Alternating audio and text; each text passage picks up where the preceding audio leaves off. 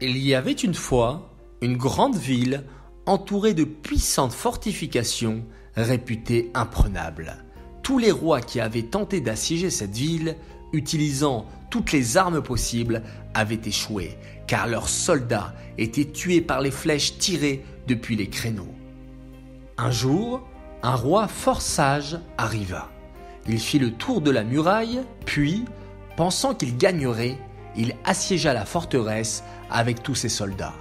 Mais ses vaillants serviteurs tombèrent les uns après les autres, tués par les flèches, et il resta seul. Il refit alors le tour de la muraille pour évaluer les dégâts qu'il avait causés.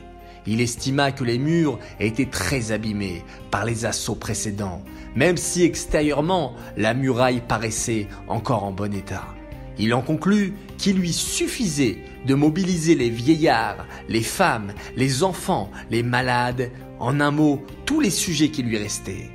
C'est ce qu'il fit, et avec cette nouvelle armée, il assiégea la ville et détruisit la muraille en une nuit.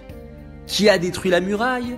Les vaillants soldats ou l'armée de vieillards, de femmes, de malades et d'enfants ? Ces derniers combattants étaient si faibles que même en employant toute leur force pendant des milliers d'années, ils n'auraient même pas réussi à égratigner la muraille. C'est plutôt le travail des premiers soldats qui avaient miné le mur. Cependant, ce ne sont pas les premiers qui triomphèrent, mais bien les derniers. Cette parabole concerne notre lutte pour progresser dans le service d'Hachem, l'étude de la Torah, l'accomplissement des mitzvot, la tefila, le travail pour améliorer notre caractère et pour vaincre le Yetzer Hara, le mauvais penchant. Même si après beaucoup d'années et beaucoup d'efforts, il nous semble que nous n'avons rien accompli, il ne faut pas se décourager et il ne faut pas perdre espoir. La muraille est peut-être extrêmement fragile et un petit rien suffira pour qu'elle s'écroule.